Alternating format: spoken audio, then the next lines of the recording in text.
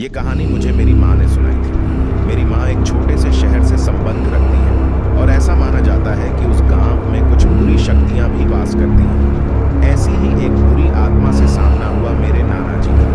वह चुड़ैल थी, खुले बालों और सफेद भयानक चेहरे वाली चुड़ैल। ठंड का समय था, शहर में घना कोहरा छाया हुआ था। मेरे नाना एक बड़े अधिकारी थे। रोज की तरह उस दिन जब मेरे नाना अपना काम खत्म कर दफ्तर से घर की ओर जाने लगे तो रास्ते में पड़ने वाले बाजार से वह कुछ सामान लेने के लिए रुके। उनके बाकी साथी आगे चले गए और वो पीछे छूट गए। सामान लेते लेते उन्हें टाइम का पता ही नहीं चला और जब नाना जी ने अपनी घड़ी देखी तो टाइम देखकर उन्हें लगा कि आज घर पहुंचने में बहुत देर हो जाएगी। उन्होंने सोचा जंगल के रास्ते अगर जाऊं तो जल्दी पहुंच जाऊंगा, इसीलिए उन्होंने जंगल की ओर गाड़ी घुमा ली। काफी अंधेरा हो गया था। नाना जी तेज गति के साथ गाड़ी चला रहे थे, लेकिन उनकी गाड़ी के एक आगे एक औरत आ गई। उन्हें झटके से ब्रेक मारनी पड़ी। जो औरत गाड़ी के सामने आई थी वह तेज तेज रो रही थी। नाना जी को लगा कि वह जरूर किसी मजदूर की पत्नी होगी जो रास्ता भटक गई है। रास्ता सुनसान था, इसीलिए उन्होंने सोचा कि इस महिला की मदद की जाए।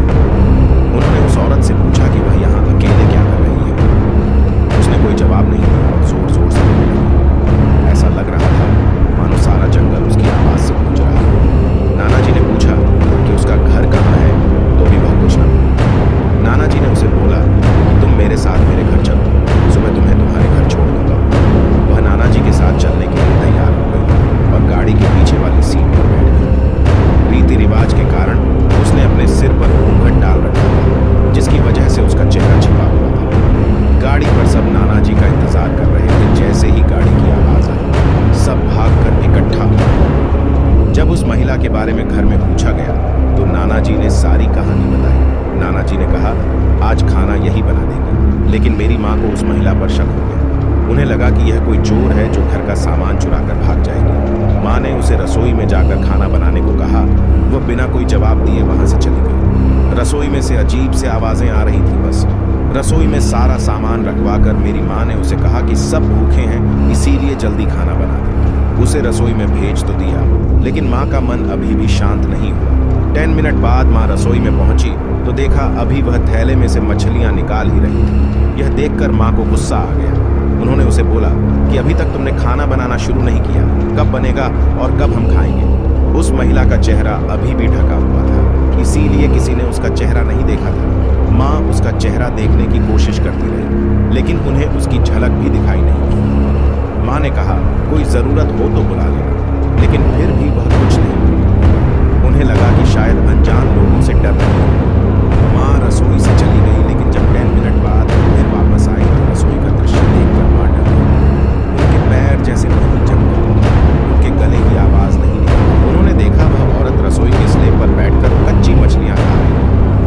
सारी रसोई में हड्डियां और मांस के टुकड़े बिखरे पड़े। उसके सिर का घूंघट भी उतरा हुआ था। उसका चेहरा बेहद खौफनाक था। बाल बहुत बड़े और नाखून एकदम काले। वह मछलियां खाने में मगन थी, इसीलिए उसका ध्यान माँ पर नहीं गया। माँ भी चिल्लाई नहीं कि कहीं वह और ज्यादा खतरनाक ना हो जाए। माँ ने एक थाल उठाया और चूल्हे में से जलता हुआ कोयला उठाकर उसकी तरफ दौड़ी। उसे आज भी वह औरत दिखाई देती है। कोयला उस चुड़ैल पर फेंक दिया। आग की जलन की वजह से वह डायन तेज तेज आवाजें निकाल रही थी। उसकी आवाज सुनकर सारा घर इकट्ठा हो गया। उसे आग दिखाकर घर से बाहर निकाला गया। उसकी आवाज इतनी तेज थी कि आसपास के लोगों का भी बाहर जमावड़ा लग गया। वह डायन लोगों की भीड़ को हटाते हुए जंगल की तरफ दौड़ी।